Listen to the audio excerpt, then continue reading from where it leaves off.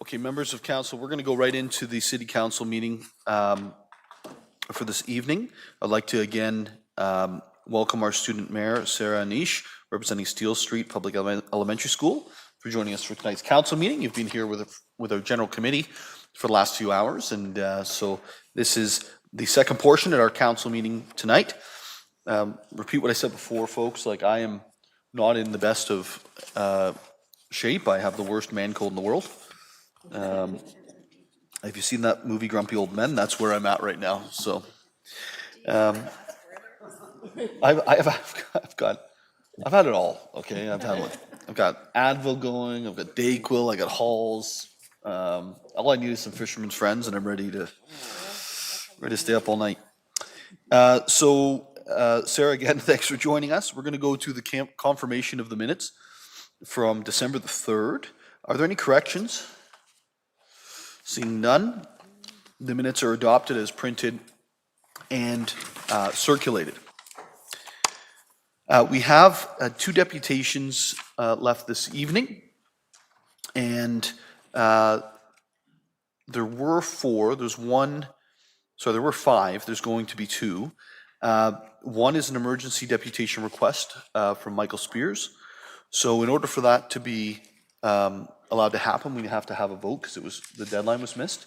So all those in favor of allowing the emergency deputation to take place, that's approved. So we'll have two deputations this evening. The first deputation is Caitlin Baldwin. So I'd like to invite Caitlin down to the lectern. And it is with regards to the 25G259, the 2026 Business Plan and Budget, Service Partners Barrie Police Services Budget. The floor is yours. I think you'll get a number that shows up that shows you how long you have to speak as well. The floor is yours, Caitlin. Okay. There's no number, but I'll hope that time is permitted. People in Barrie will die as a direct result of approving the police budget. Not as an exaggeration, not as in, oh, there were a variety of factors, or it was unavoidable, or only this particular group will be impacted. This budget increase will kill all types of people. People who are unhoused, people who die by suicide, people who die from malnourishment or stress from overworking to afford the cost of living in 2025. And this is not just in 2026, but in 2027, 2028, and every year that follows that, if we set the new standard of $78 million being the police budget and 8% increases over a year. If what I've heard over the past 2 hours is true, that we care about positive long-term investments, money well spent, support for Indigenous communities, and a 4-year plan to make Barrie an affordable place to live, there is no way that this budget can be approved in good conscience. But unfortunately, I know that your decision to approve happened in last week's general committee meeting without the opportunity for public speeches or debate. This $78.4 million budget equates to $214,794 per day. And I asked this question in my deputation in February this year, but I'll ask it again. City Council, do you believe that $215,000 of crime happens every single day in Barrie, when 95% of that amount is going to salaries and benefits? And does one of the most consistently well-paid professions in our city require an additional 3.5% salary increases, while almost all other professions in Barrie are struggling to afford rent and groceries? We are, unfortunately, contributing to the illusion of safety, the stuff that looks good in papers, that comes back with better stats if we don't actually look close enough. The Barrie Police Service has taken survey results where 18% of poll users said they were concerned about crime and safety, and we've warped it to imply that an increased police presence is warranted. But as we're sitting comfortably in this heated municipal center, the 584 homeless people, which was reported 2 weeks ago, trying to fit into the 142 emergency shelter beds in Barrie, are quite literally freezing to death outside. It's worth noting that in this survey, the top two concerns in the community of Barrie were actually cost of living and homelessness, both of which will actually worsen with this police budget. I am absolutely exhausted and heartbroken as a healthcare provider to continue to have to advocate against police budget increases that are so enormous and having to talk about the dignity of all people in our community, the people that are outside, the people that are struggling. Are we genuinely so far gone that we have to sign up for 5-minute speeches to argue that people deserve to live a good quality of life or live at all? I say this with all of the seriousness that I can muster. Is Barrie committed to not looking at the evidence? The evidence that less crime happens when people have somewhere to sleep at night. The evidence that less crime happens when people have access to adequate transit and public spaces. The evidence that less crime happens when people receive mental health supports and social services. Are we actually okay to blatantly ignore all of the studies that tell us if we want a safer community, these are the things that we need to fund? I know very seriously that there may be consequences for any of you that vote to put this decision back to the committee. I know that you might face judgment or conflict or loss of community with your colleagues. I do. I promise I am not coming at this with malice or ill intent. But let me be extremely clear, the consequences of this budget increase, if approved today, is the citizens of Barrie continue to suffer, starve, and die in our streets. I, as a therapist, should not have to hear about another client having a gun pointed at them by Barrie police when they are suicidal. I should not have to hear about another client being denied services or facing months-long wait lists for services because community program funding has been cut again. We should not have to face our city council, the people here that say that they care about our community, and have to beg them to look at the evidence that has been available for decades about what actually keeps people safe. And we should not have to continue seeing people die in the streets when our Barrie Police Service sits pretty with their $78 million and another 8% increase.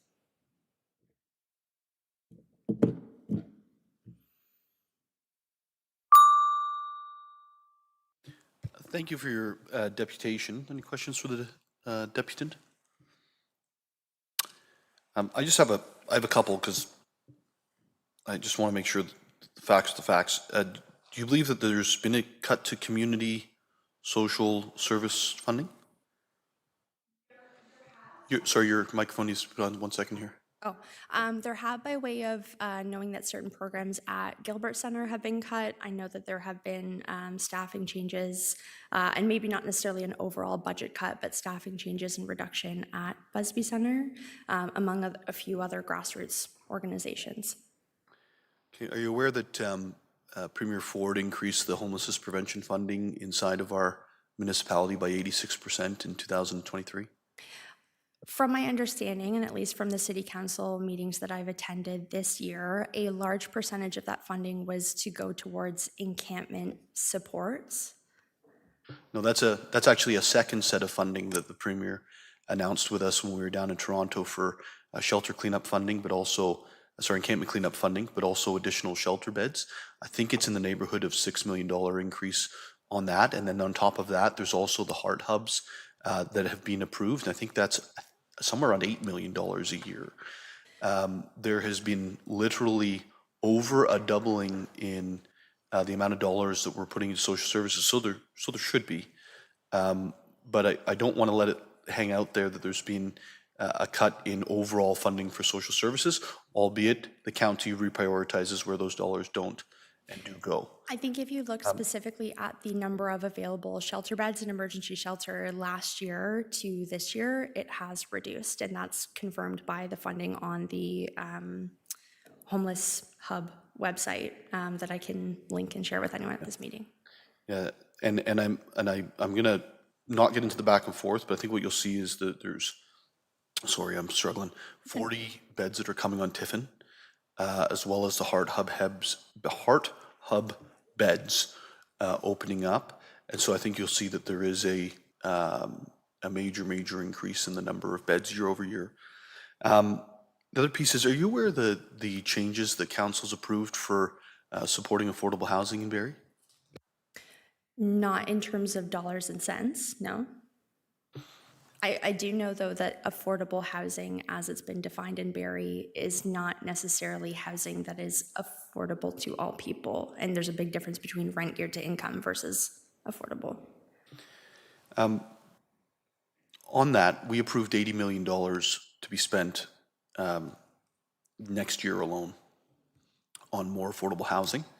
When you partner that with the county's services that go into deeply affordable and affordable through rent geared to income or through rent supplement money, there's going to be a major step forward. What's and I'm going to ask staff this because I can't remember the number of units off the top of my head. What number of units are we thinking are affordable housing units coming out of that program, Ms. Banfield? I know it's just a roundabout. You don't have to give us a firm number. 500-ish? 550? Okay, so 500 to 550 new units.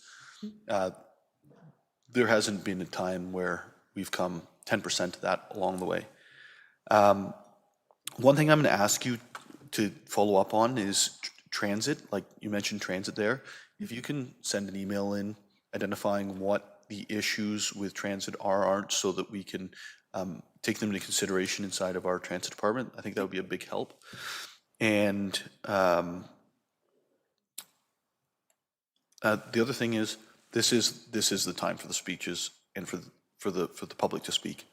When council votes in general committee, it then goes out to the public, and then this is your opportunity to come in. And I want to thank you for taking the opportunity to come in and be part of the process tonight.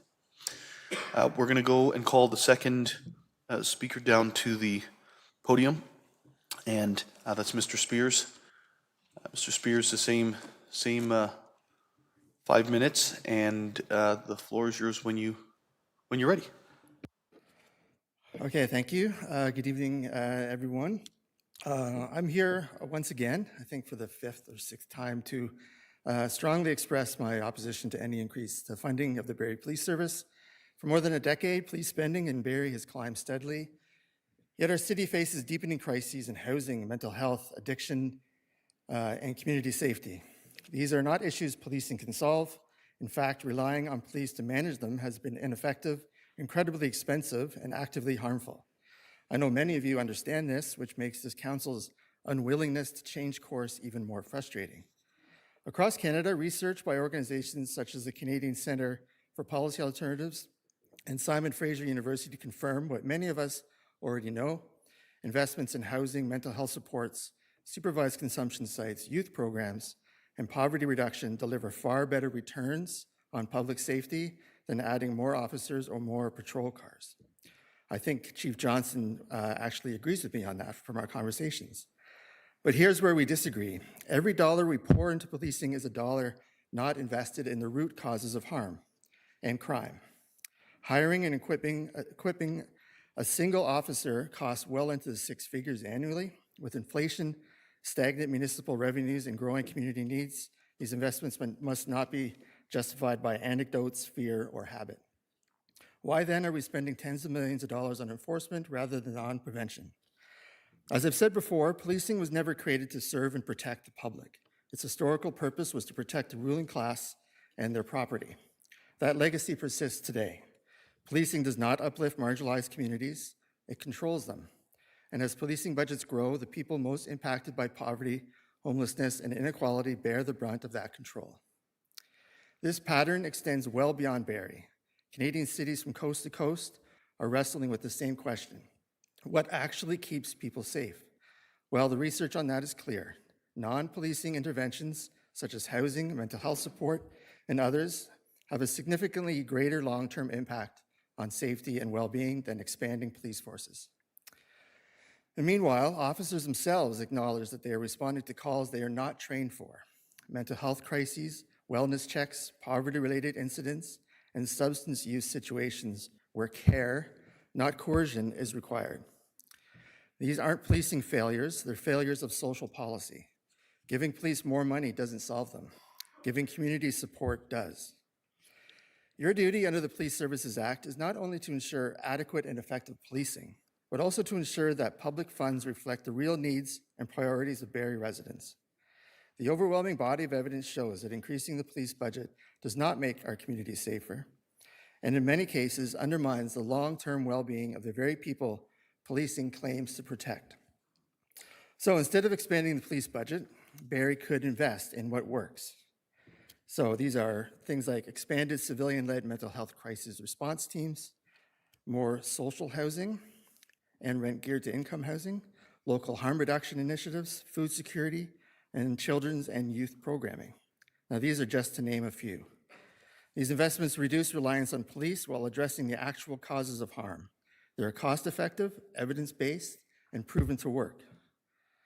Policing doesn't build community, it patrols it. It doesn't heal trauma, it criminalizes it. And it doesn't prevent harm.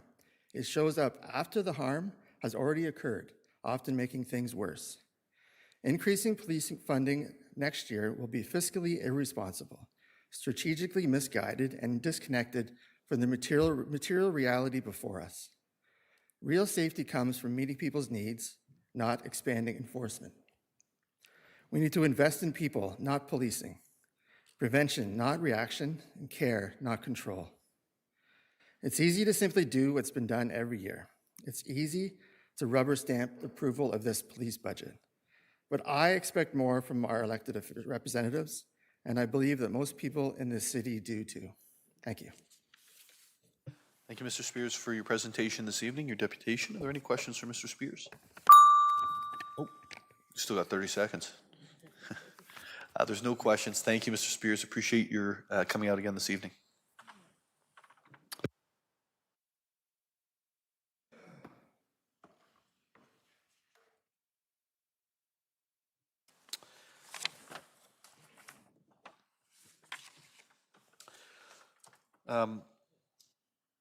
Madam Clerk, just if you can confirm, the Canadian Musicians Cooperative, the Barrie Arts Alliance, and Barrie Film Festival have said they don't need to do their presentations? Yes, Mayor Nuttall, they withdrew their request for deputations. Thank you. I just want to make sure because it was in the agenda. Okay, we have tax applications. Deputy Mayor. Thank you, Mayor Nuttall. Moved by myself, second by Councillor Harvey. Tax application to council for cancellation, reduction, and additions of tax dated December 10th, 2025. That the list of applicants to council for cancellation, reduction, additions of tax dated December 10th, 2025, submitted by the treasurer in the amount of $1,383.45 be approved. It's moved by Deputy Mayor Thompson, seconded by Councillor Harvey, that the tax applications to council for the cancellation, reduction, or addition of taxes dated December 10th, 2025, that the list of applications to council for cancellation, reduction, or addition of taxes dated December 10th, 2025, submitted by the treasurer in the amount of $1,383.45 be approved. Any questions or comments with regards to the tax applications? I'm seeing none. All those in favor? And it carries. Moved by myself, second by Councillor Harvey, that Section A of the General Committee Report dated December 3rd, 2025, now circulated, be received.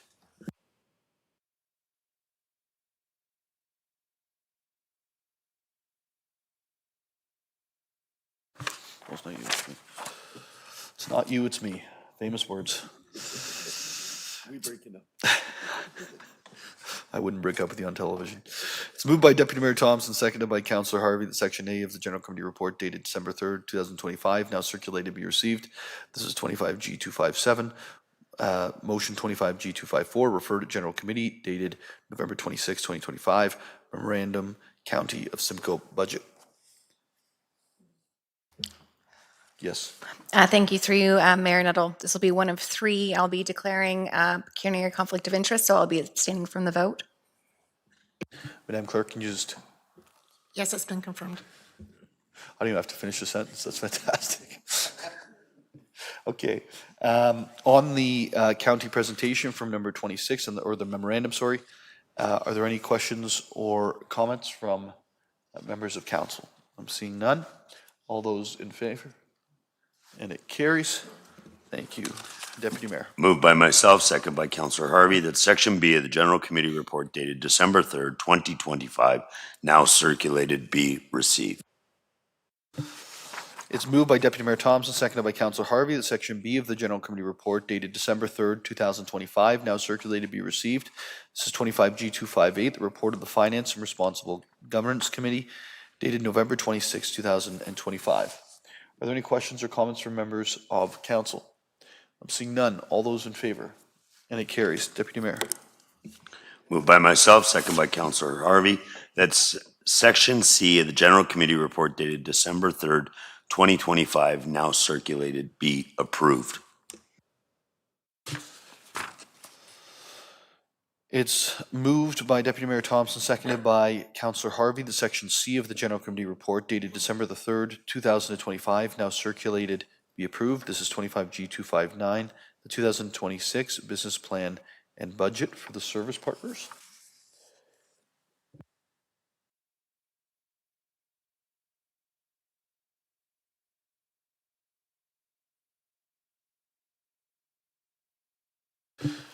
Sorry, just had to check a thing.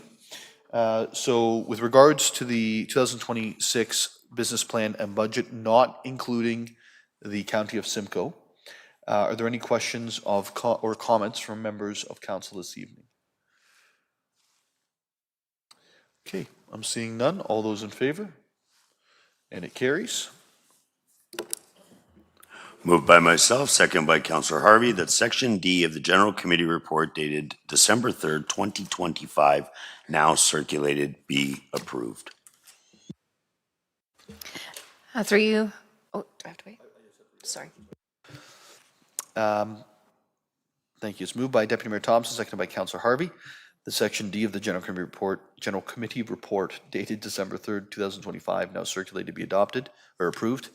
25G260, this is motion 25G256, refer to General Committee meeting dated November 26th. It's a Memorandum County of Simcoe Municipal Services Agreement. Through you, Mayor Nuttall, I am declaring a potential pecuniary interest related to this matter. I think as stated last week and are noted, because I represent a charitable not-for-profit organization that could potentially result in gain. So I will abstain from this and roll back from the table. Thank you. And before you answer the question from Deputy Mayor Thompson, Madam Clerk, can you just confirm that the conflict is noted? Yes, it's noted. Thank you. It's noted. Thank you. Thank you.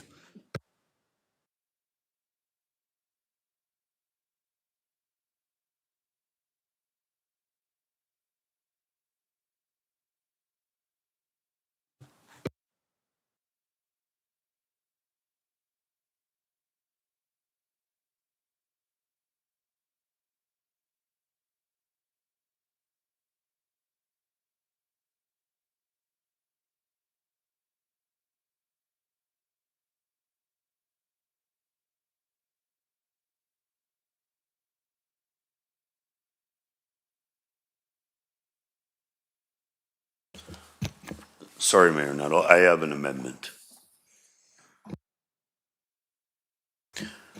Moved by myself, second by Councillor Harvey, that motion 25G256 of Section D of the General Committee Report dated December 3rd, 2025, concerning the memorandum of the County of Simcoe Municipal Service Agreement be amended by adding the following paragraph. That as part of the review of a shared municipal service agreement with the County of Simcoe, that the provision of long-term care services be reviewed with an aim to deliver more beds for seniors in Barrie. And I can speak to that. It's moved by Deputy Mayor Thompson, seconded by Councillor Harvey, the motion 25G256 of Section D of the General Committee Report dated December 3rd, 2025, concerning the memorandum County of Simcoe Municipal Services Agreement be amended by adding the following paragraph. That as part of the review of the shared municipal services agreement with the County of Simcoe, that the provision of long-term care services be reviewed with an aim to deliver more beds for seniors in Barrie. The amendment's on the floor, Deputy Mayor. Thank you, Mayor Nuttall. I'll be very quick because I know you've done an extensive amount of work on this, and I'll leave the numbers and stuff to you, but it's more of a comment. There was lots of conversation about moving seniors out of hospitals and stuff like that, and there was a big uprising and complaints, and You know, I look at this as a very similar that our own Barrie residents can't age in our own community. So we have people that, you know, have contributed their entire life here. And when that time comes that they need long-term care, there's no space in Barrie for them. And I think that's something that the Barrie taxpayer is paying for. And I believe that it should be something that is available to our residents. Thank you, Deputy Mayor Thompson. I'm going to speak to this council, and I'm going to ask that there be a spreadsheet put on the screen. And that's always dangerous when you're doing well, but when you're not doing well, it's even more dangerous. So is there any way we can make that bigger, or is that just, that's just what it is?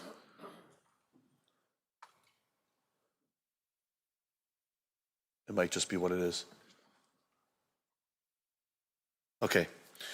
So I'm going to ask you to go back to the left-hand side there.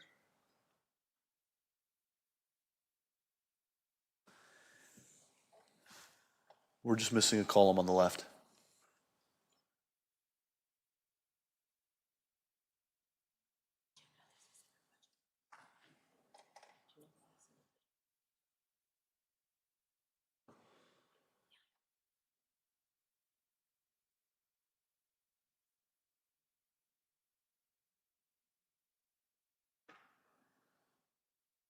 Okay, we still have to go a little bit more left if that's okay.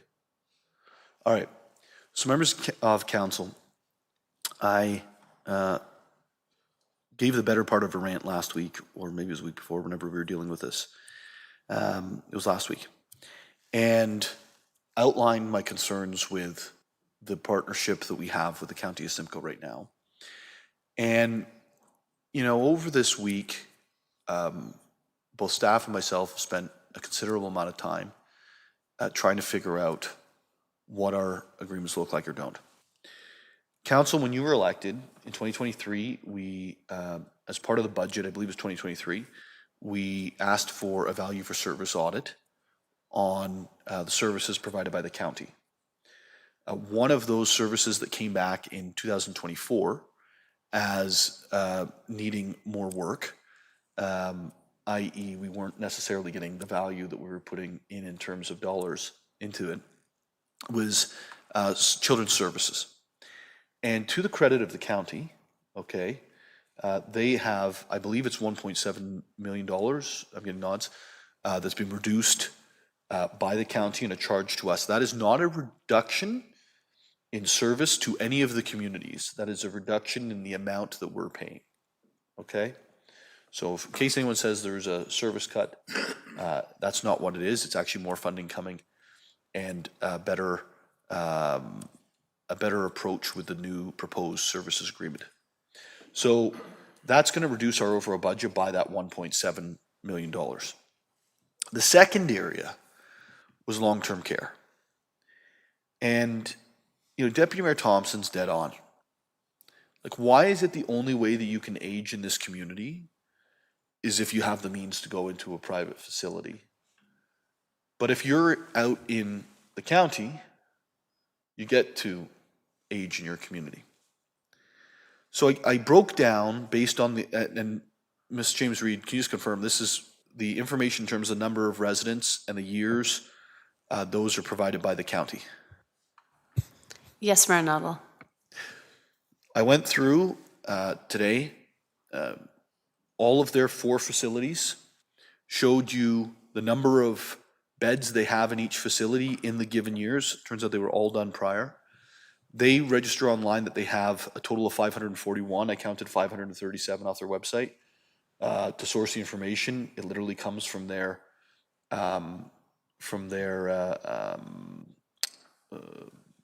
family information booklet, if you're interested in going to one of these facilities. And so there's 537. We are responsible, I thought we were responsible for 20%. We're only responsible for 13, which doesn't make the problem go away. It makes it get less bad. And this is the math. In 2026, they're projecting 28 Barrie residents will be in long-term care. That constitutes an increase of 6 people. That would be a 30%, more than that actually, increase over their best year, which was last year at 22. The 13% share of the municipal funding would dictate that 70 out of the 537 beds should be for Barrie residents. And as you can see, the most we've ever done is 22 out of 70. And the worst we've ever done was 2012 and 13 was 10 out of 70. And that's giving you the last 16 years, 2010 through 2025, with an additional projection on 2026 at the top. That means that the deficit of beds that we're funding, okay, and this isn't thousands, this is like in actual, each bed is 42, they're projecting there'll be a deficit of 42 beds next year for Barrie residents. This year, there was a 48 bed, and then it goes all the way up to 60 bed deficit out of 70. And when you look over on the right-hand side, you'll see that essentially our average usage of the beds that we fund is 22.44%. I rounded up to 78, it should be 0.56 is how much we're getting under serviced by on long-term care beds. Imagine for a second, we can just go to 40 seniors in Barrie and say, we actually have an affordable place for you to go inside of a facility. That is what we are losing out on every single year. And if the average number of beds that we're missing out on is 54, and you multiply it by the years, these numbers start getting really, really big. The other thing that I think is important, there's two more things I think are important. One is, where are the facilities? Let's pull back from like tax increase or no tax increase and just to like services and how well we're delivering them on behalf of our residents, or how well the county's delivering them on behalf of our residents. I used City Hall, I went on Google Maps. I sound like Councillor Morales right now, eh? And the travel time to Penetanguishene was 52 minutes. Travel time to Beaton is 42 minutes. The travel time to Collingwood is 54 minutes. The travel time to Aurelia is 35 minutes. The average is 45 minutes to get to one of the facilities that's supposed to be providing beds for the city of Barrie and for the 22 that currently have it. Meaning that if your family is in Barrie, you've got to somehow go by car for 45.75 minutes on average. And typically, there will be a whole bunch of people that don't have a car that need to go in a much more roundabout way than that. I think what made me even more upset was when I was meeting on Friday with big city mayors, and I started hearing about what the services they have in their communities. And I don't think, Mr. Prowse will say, it's not apples to apples, and so I will tell you it's not apples to apples up front. But I just want to go to what the service is that's in their community. And in Guelph, they have 114. In Brantford, they have 104. They pay 2.3 and 2.1 respectively. I think it's fair to say we've been funding a service that we have not been receiving.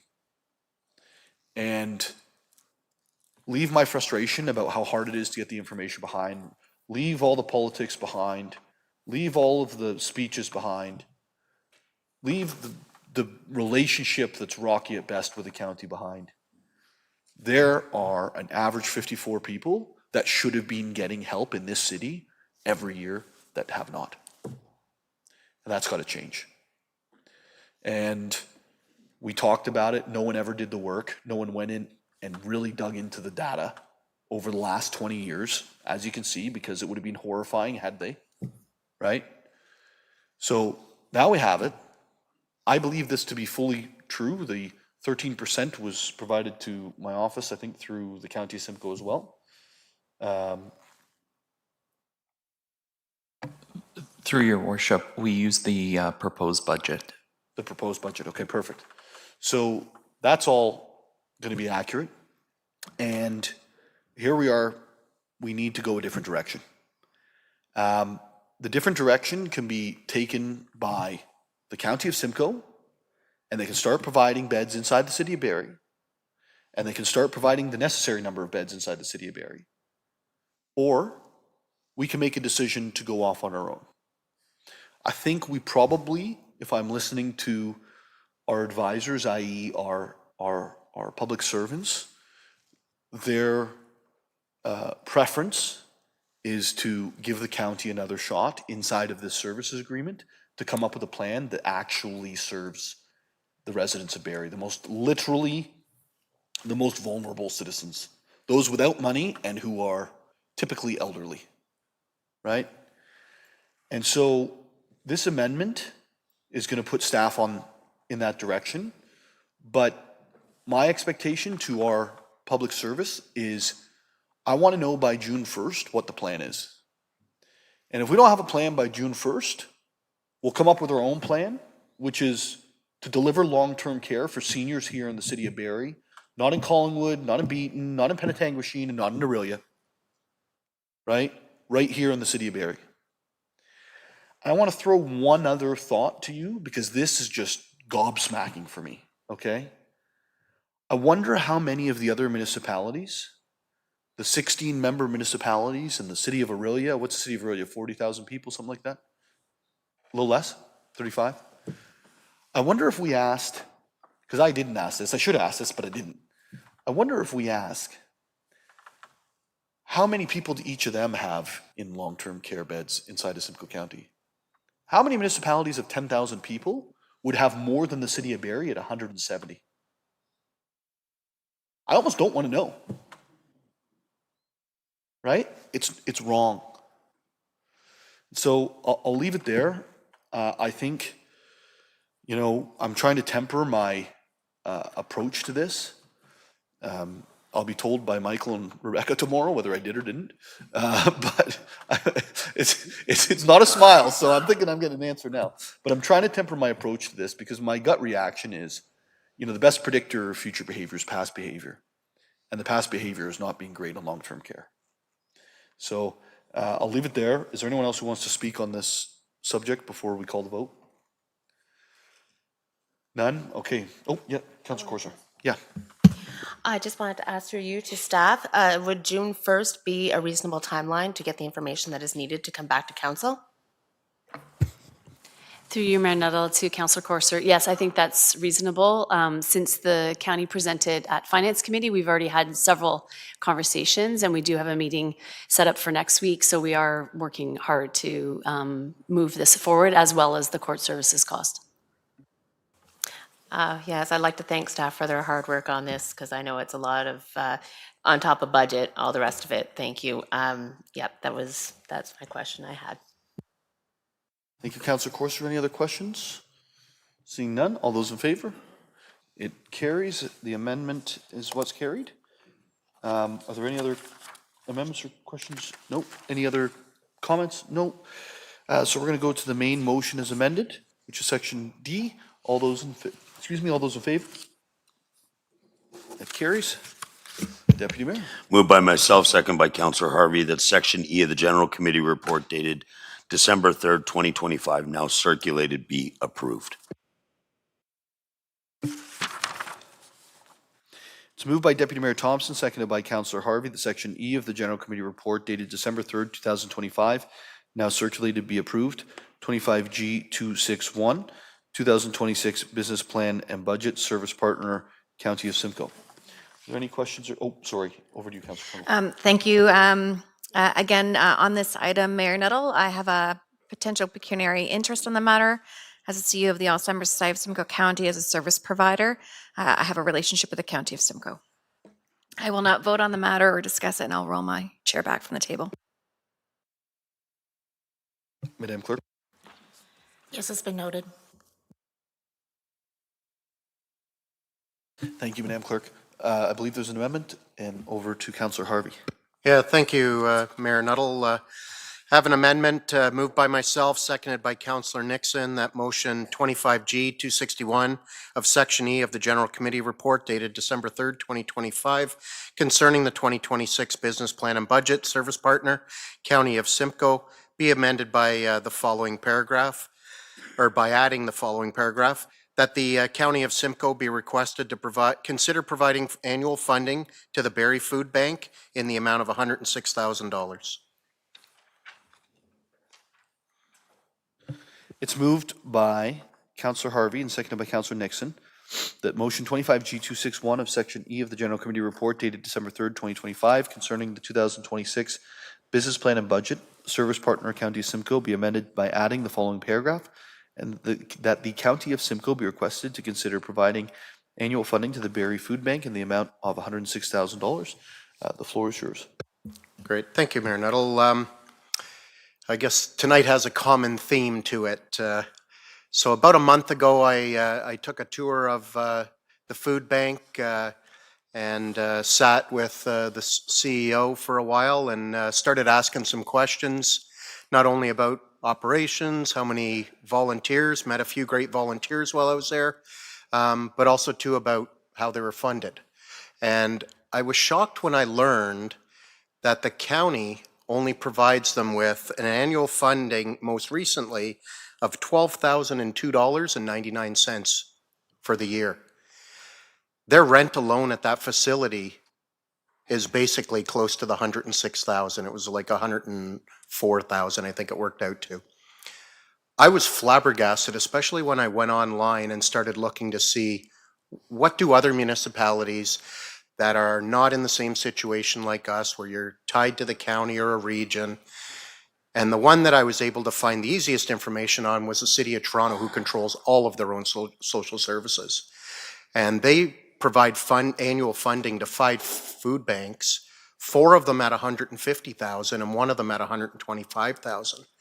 And when you consider the size of our population in this area, obviously I can safely assume that our food bank is going to be the busiest in Simcoe County. If they're only seeing 12,000 and change, I'd like to know what the others are getting, because I'm suspecting it's probably not, again, proportionate to the population that they're serving. And by pushing them forward to hopefully fund this type of amount on an annualized basis would then put $106,000 more food on the shelves. Because I was actually quite surprised at how bare certain parts of the shelves were, especially when it came to things related to children and seniors. Because obviously their main focus is around providing food, so things like Depends for seniors. Unless somebody donates it, unfortunately, that's the only way it gets on the shelf. Same thing with baby formula, because of the sheer cost of baby formula. So then through the conversations, and again, I was just more curious because I've donated there almost every year, and that's another reason why I was there again this year. And I was shocked when I started learning more and more about their funding formulas, and thank goodness they've got a lot of good donors to keep them afloat every year. And obviously people are donating, like, it was just shy of like 700,000 pounds a year. But when you consider that, although they've seen a bit of a decrease because of some of the local encampments being cleaned up, there's still 17% year over year increase in their visits. And shockingly, 36% of them are children under the age of 18. And seniors account for 5%. So if that doesn't start to open people's eyes and the county's eyes to the fact that these organizations, like, I mean, there's nothing more essential than having some food on the table. And obviously because of the limitations within what they can provide, you can only attend the food bank every 2 weeks. Well, what you're getting in one visit's not going to last you 2 weeks. So you've got to rely on other resources, whether you've got the money to go or you don't. So I think it's, again, another thing that we need to shine a light on the county, because we give them one heck of a lot of money for social services. And this is something that really needs to be addressed. And I also want it to be clear, the food bank is not requesting this from the county. This request came through me, and then again through conversations with yourself, Mayor Nuttall. We looked at this again as, this is a social service. This is something where we're already paying the tab for this, And this is one more thing that the county should be supplementing and paying for, let alone all the other food banks throughout this county that are probably in the same situation, that are struggling to provide enough food for the volume of clients that they have. And obviously, Councillor Nixon is no stranger to the food bank and has raised a lot of money for them over the last few years. I'm still waiting to see him swing a baseball bat, though. But I'll give him if you'd like to add any additional remarks. Thank you. Yeah, I got to know the food bank quite well going back a little over 3.5 years ago when we first put together the community baseball game, which has raised about $75,000, I guess, in the last 3 years, which sounds great, but it is a drop in the bucket. Like, that's the frustrating thing is you know, there's and one of the facts that a lot of people aren't aware of is that the increase, like when I first started dealing with them, you know, 3.5 years ago, there was about 4,000 people a month that came in and, you know, and were looked after. I think last month, the last number I heard was like 8,500. So it's doubled, you know, more than doubled in the last 3.5 years. And the demographic is not maybe what you might think it would be. A huge portion of that are people with full-time jobs. You know, that's the shocking thing. So it's not, you know, the issue is far more, you know, encompassing to all demographics of our city. So I obviously I second it. I support it, and yeah, thank you. Thank you, Councillors Harvey and Nixon. Are there any other comments or questions from members of council? We'll go with Councillor Negussi, then I'll go with Councillor Corser. Thank you, Mayor Nuttall. I fully support this amendment, and I just want to say thank you to Councillor Harvey for moving forward this great idea. Barrie Food Bank is vital to our community, and annual funding from the county will help ensure residents in need continue to receive essential support. So, great idea, free support. Thank you. Thank you, Councillor Negussi. Councillor Corser. Thank you, Mayor Nuttall, to staff. Do we have any numbers on comparables to what the county is funding to other municipalities for their food banks? I don't think that staff have been part of the creation of the motion. Okay, I'm just wondering if maybe that would be a consideration on this amendment if we had more information. Well, I think Councillor Harvey had said that what the City of Toronto is doing, which was 150 a door for 5 of them. 4 at 150 and 1 at 125. I think there'd have to be more requests sent around, but Okay. yeah. All right. Thank you. Any other questions or comments? Seeing none, all those in favor? And it carries. Deputy Mayor.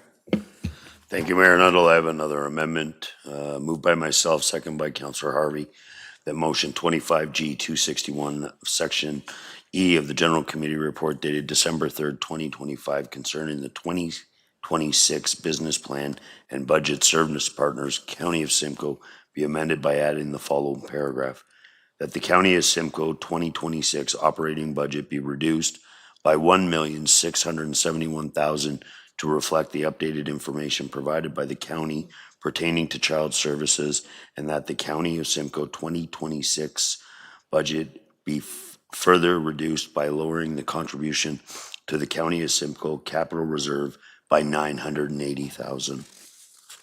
And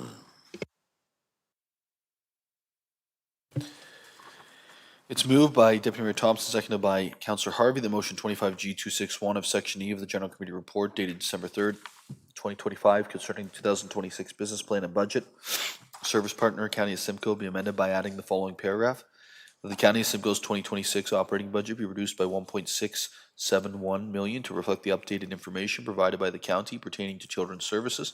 The County of Simcoe's 2026 budget be further reduced by lowering the contribution to the County of Simcoe Capital Reserve by $980,000.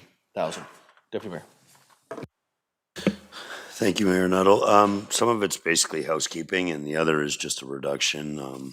It'll be reflective on the tax levy, but it's pretty self-explanatory, so I'll keep that short. Thank you. Any questions or comments from members of council? Seeing none, all those in favor? It carries. On the main motion as amended, or any other questions or comments? Okay, I'm going to call the vote on the main motion twice amended. All those in favor? And it carries.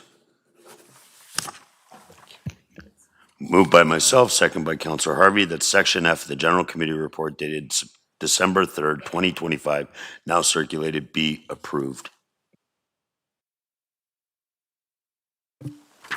It's moved by Deputy Mayor Thompson, seconded by Councillor Harvey. The Section F of the General Committee Report dated December 3rd, 2025, now circulated to be approved. This is 25G262, the 2020-107 traffic bylaw updates. Any questions or comments? Deputy Mayor. Thank you, Mayor Nuttall. I have an amendment to this motion as well. Yes, sir. Moved by myself, second by Councillor Harvey, that motion 25G262 of Section F of the General Committee Report dated December 3rd, 2025 concerning 2020-107 traffic bylaw update be amended by adding the following to Schedule 19, providing for an erection of a stop sign at the intersection of Timothy Lane and Butternut Drive.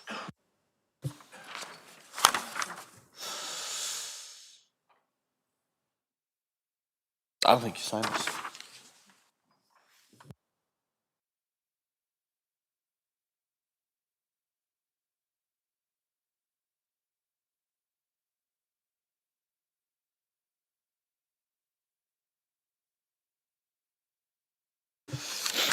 I can do that signature. The motion 25G, sorry, it's moved by Deputy Mayor Thompson, seconded by Councillor Harvey.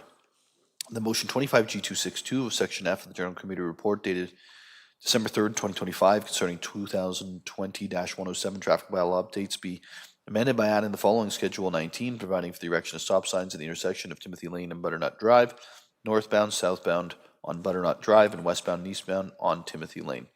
Any questions or comments from members of council on the amendment? I'm seeing none. All those in favor? It carries. And on the main motion, are there any comments or questions? Seeing none. All those in favor? And it carries. Deputy Mayor. Moved by myself, second by Councillor Harvey, that Section A of the General Committee Report dated December 10th, 2025, now circulated, be received. It's moved by Deputy Mayor Thompson, seconded by Councillor Harvey, that Section A of the General Committee Report dated December 10th, 2025, now circulated, be received. This is EC 251203, the report of the Executive Committee dated December 3rd, 2025. Are there any questions or comments from members of council with regards to the Executive Committee meeting? Seeing none, all those in favor? It carries. Deputy Mayor. Moved by myself, second by Councillor Harvey, that Section B of the General Committee Report dated December 10th, 2025, now circulated, be adopted. It's moved by Deputy Mayor Thompson, seconded by Councillor Harvey, that Section B of the General Committee Report dated December 10th, 2025, now circulated, be approved. This is motion 25G-226, referred General Committee meeting on the October 29th. This is a four-way stop at Pennville and McIntyre. EC2, the illuminated display at City Hall for Remembrance Day, DEV 045-25, Municipal Names Registry, additional name, FAC 008-25, Wastewater Innovation Center, delegated authority to lease property. Are there any questions or comments with regards to the motions that are on the floor?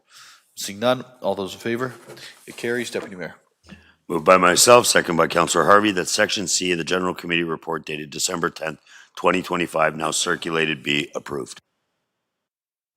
It's moved by Deputy Mayor Thompson, seconded by Councillor Harvey, that Section C of the General Committee Report dated December 10th, 2025, now circulated, be approved.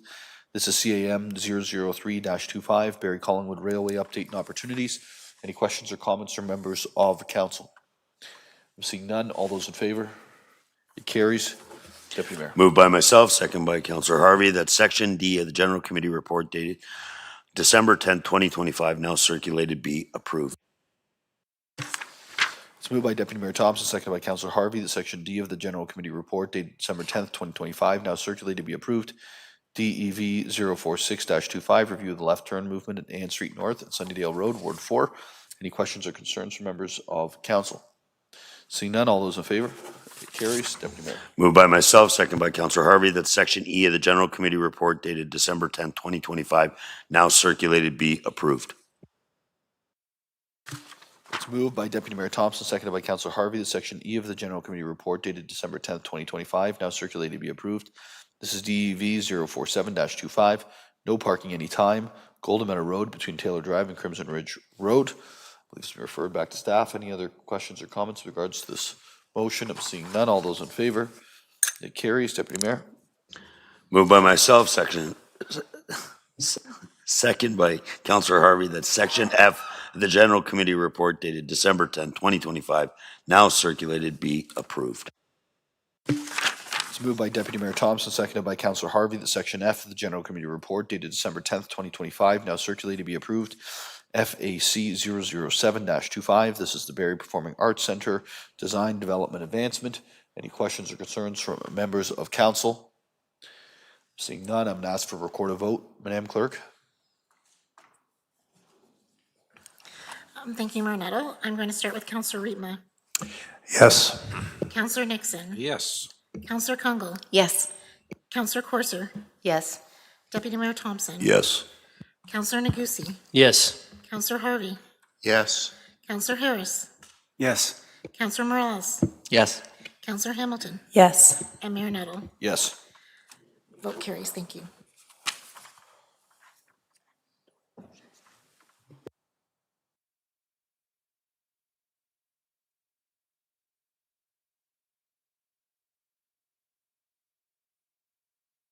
There's no deferred or referred business, and so we're moving right into direct motions, which I believe there is one that was on the agenda. That's Deputy Mayor Thompson and Councillor Kungle. So Deputy Mayor, I'll give it to you.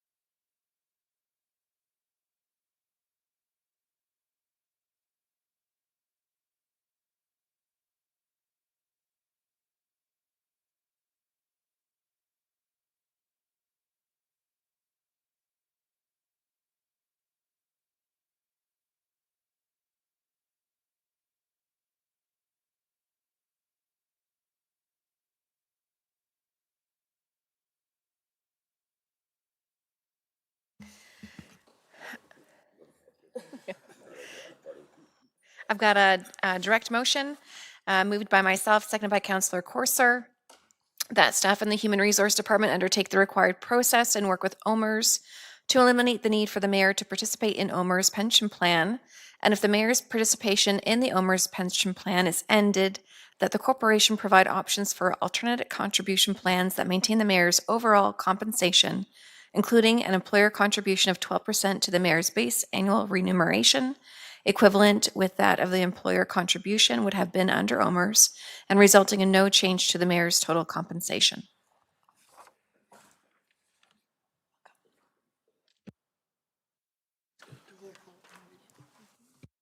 Well, no, it's got to be on the floor before it can be declared, right? But, so I declare now before? Okay. I have a potential pecuniary interest as this is to do with my own compensation as mayor of the City of Barrie, and therefore I will not participate in the debate, and I'm going to leave the seat.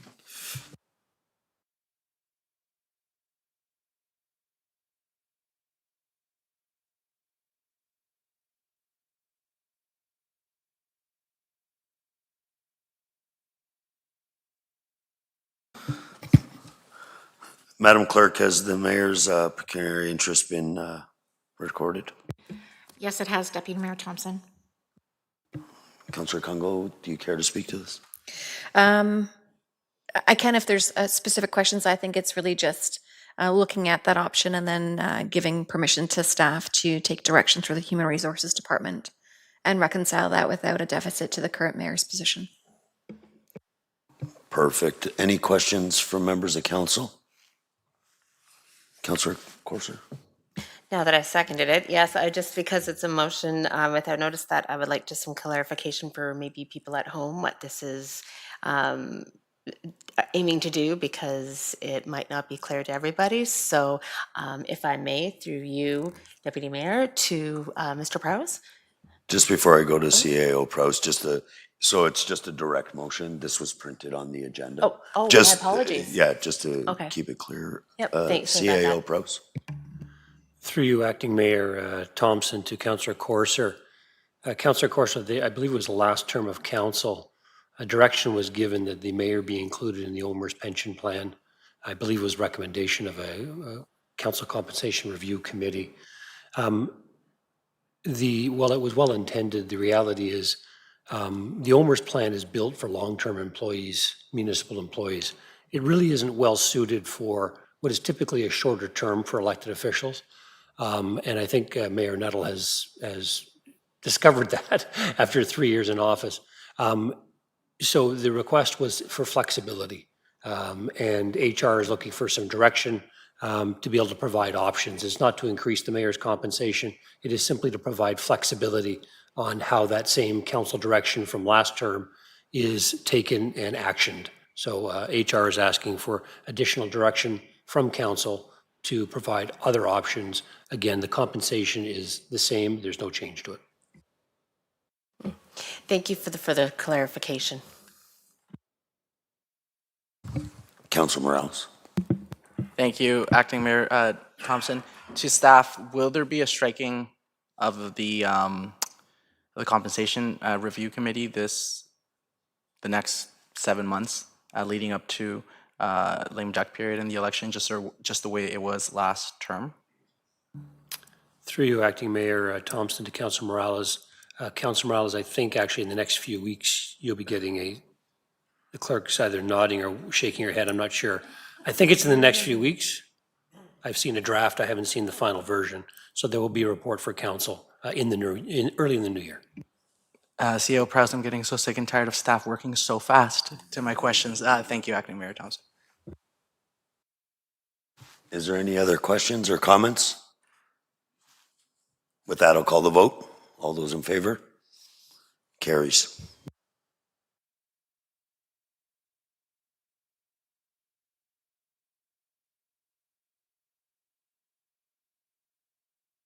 For the record, he was coughing before he came up here. But I did send you a picture of it saying Alex Nuttall with your picture and said, I've never looked so good. In the drive.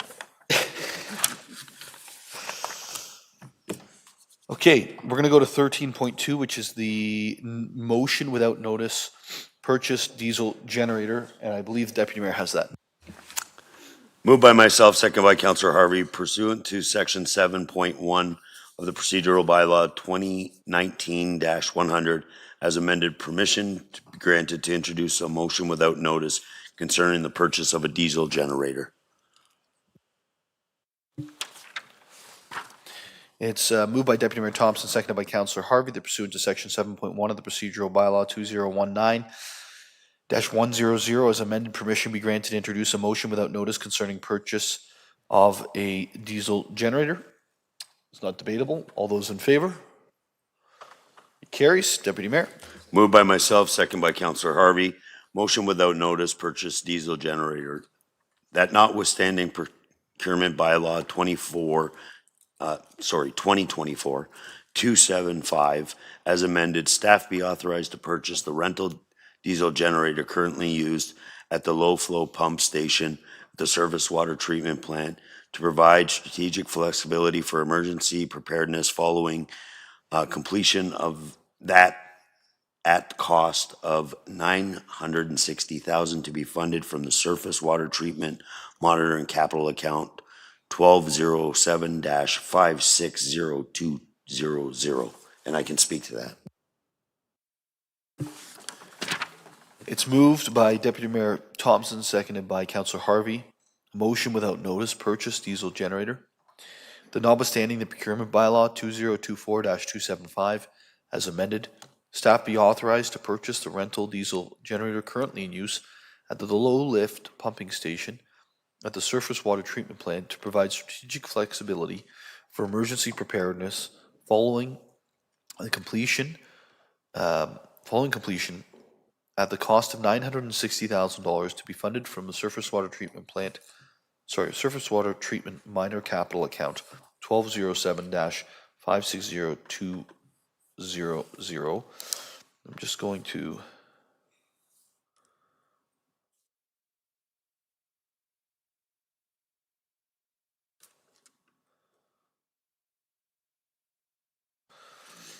get you the initials, those, please.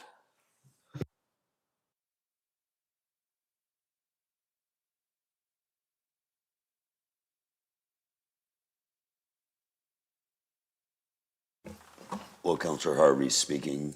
Would you like me to speak on the motion? So typically, I'm not in favor of waiving the procedural bylaw of procurement, but in this case, it's something that I think should be noted that this is something, a piece of equipment we've been using, and I believe it was very early in this term or very late in the last term where we entered into the lease agreement or rental of this as it was part of risk management and all that stuff.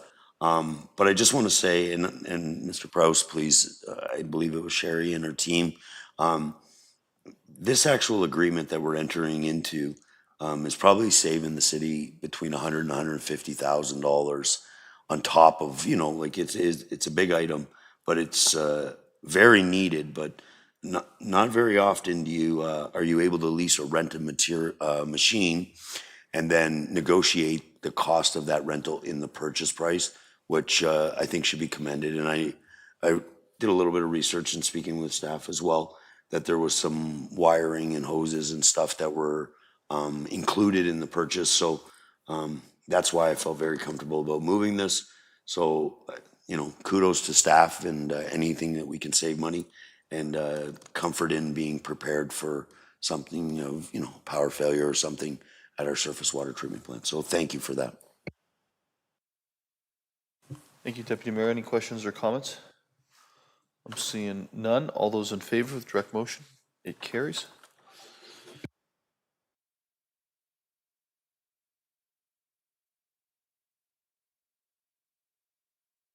We're now at inquiries. Is there any inquiries for staff this evening? Not announcements, inquiries? Okay. Through you, Mayor Nuttall, to SAO Prowse. I was just trying to put into context because we're not back until I think late January, and we're starting to see really great information around our traffic calming assets that we currently have and confirming or changing those. And I couldn't remember.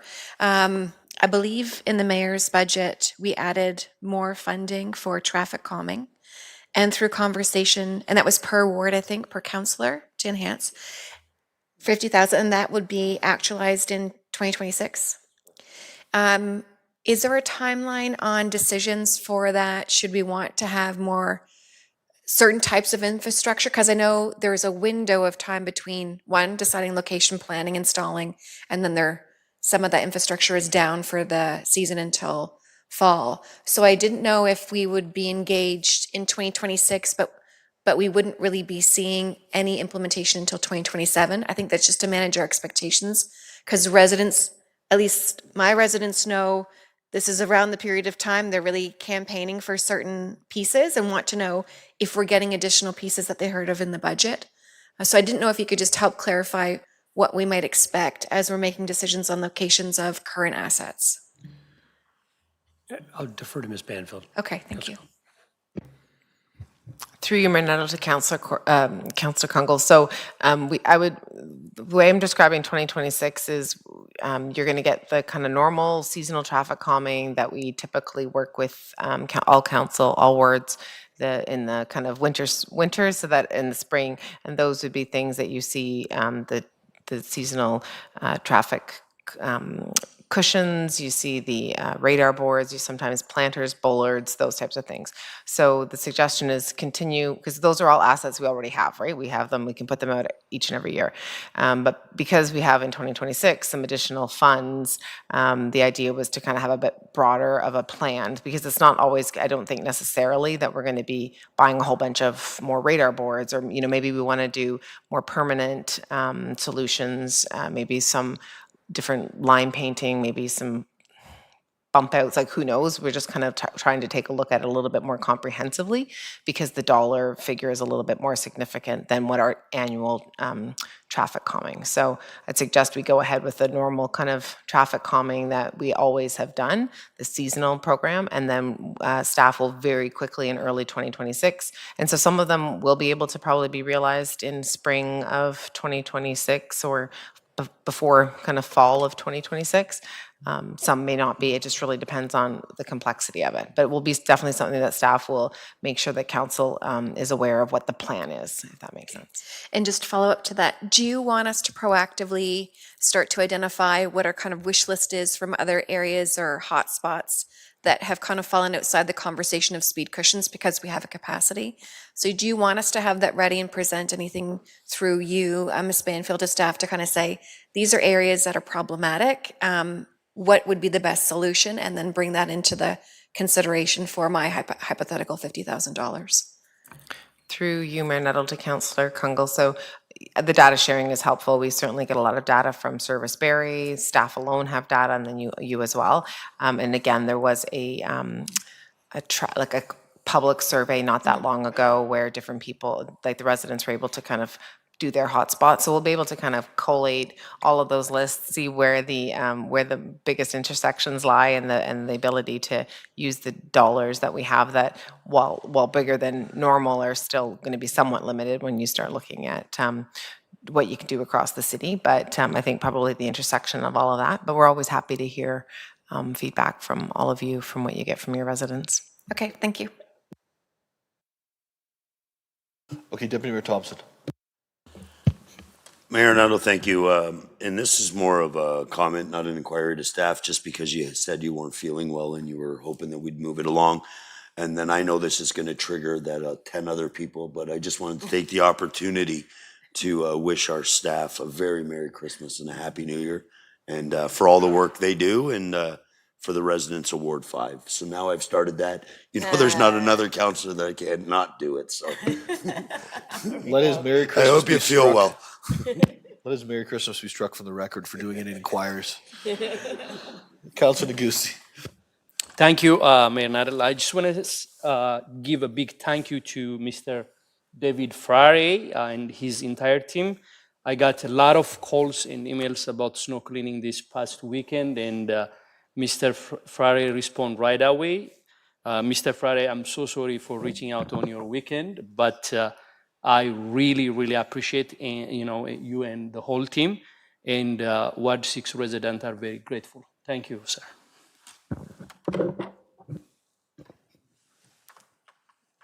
Mr. Fryer, I 100% agree with everything that was just said. Councilor Negussi, we need to do it during announcements. Mr. Fryer, please, with all of our staff, make sure that what Councilor Negussi has said gets passed along. I know there's a lot of concern about snow, and it's not always easy for staff. And we've had an unusual year where it just started hard. So, also, love your Santa Claus beard. I think you're going down the right road here. Yeah, you're working on it. Okay, any other inquiries? Now I'm confused where we are. None? Announcements? I have none. We'll start with Councillor Corser this week. Ooh, I'm bumping Councillor Kungle. I just wanted to make an announcement that the 12th annual Shoebox Project ends the December 13th, this Saturday. You fill a standard-sized decorated shoebox with approximately $50 worth of gifts and essentials that any woman might enjoy, and include a warm greeting or message of support. And then the Shoebox volunteers will distribute these gifts to local women's shelters and community agencies servicing individuals impacted by homelessness across our community.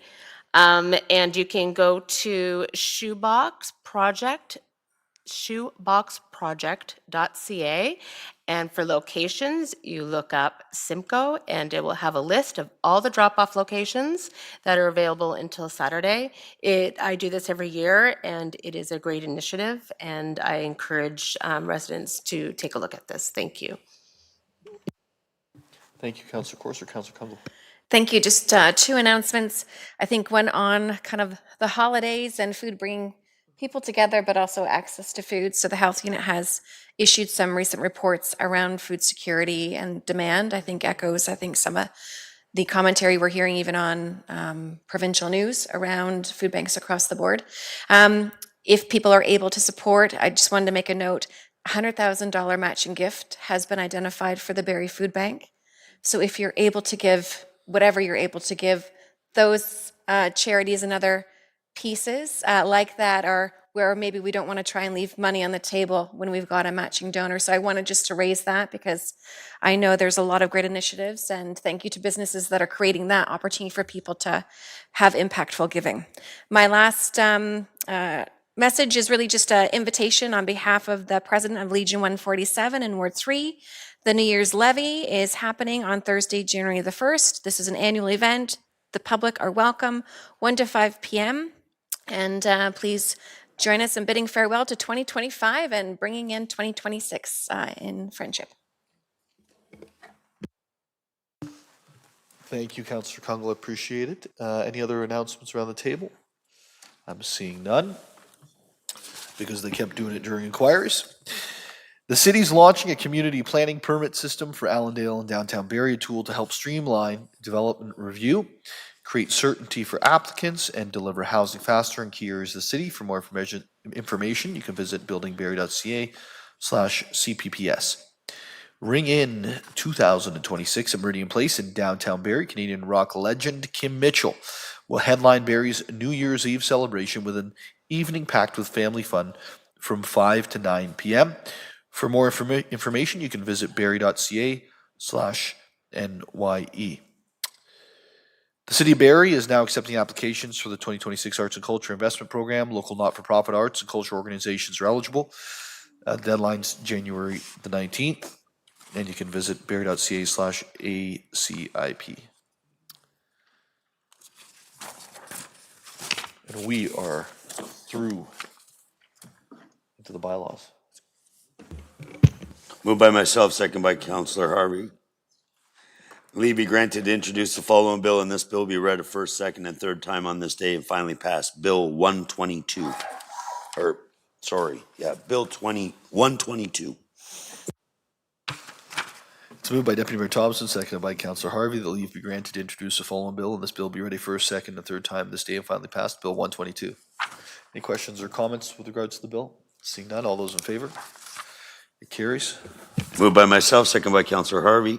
Leave be granted to introduce the following bill, and this bill be read a first, second, and third time on this day and finally passed. Bill 123. Confirmation. It's confirmation by law. Did I hear a recorded vote out there? It's moved by Deputy Mayor Thompson, seconded by Councillor Harvey. The confirmation by law that leave be granted to introduce the following bill, and this bill be read a first, second, and third time this day and finally passed. Bill 123. There's no comments. It's about the only bill I can get right. 1, 2, 3. All right. All those in favor? It carries. Motion to adjourn. Nope. Want to wish everyone a Merry Christmas, and I hope everyone on this table takes some time. To our staff, thank you. Please do take some time and some rest. It's been a big year. Now you can do it. Motion to adjourn. I need a seconder. Seconded by Councillor Kunkel. All those in favor?